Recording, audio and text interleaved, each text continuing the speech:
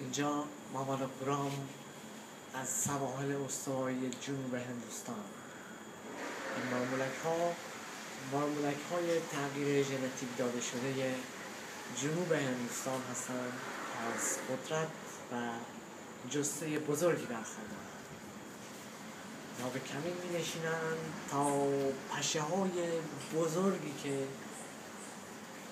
شکار اصلیشون گاوهای ماده هندی ماوراپورام ین و یان سوامیاپا در جنوب هندوستان هست باشند. ما در این فیلم نظاره‌گر تعداد معدودی از آنها که گفته می شود پژوهشگران تازگی دریافتند که اینها نسل آینده دایناسورهای جهان خواهند بود هستند.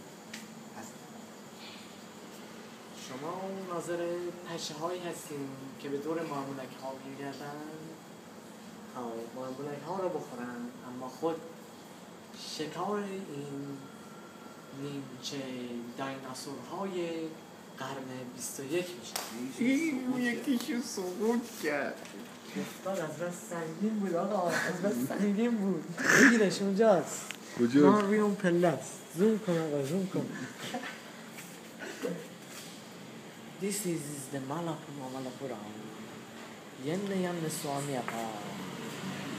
Dinosaur. اینجا صحنه ضرب مغزی شدن مارمولک نیمچه دایناسور رو داریم که یکیشون البته هر روز اون بالا پشه داره دهنش اون یکی اوور کرد. We are already high on a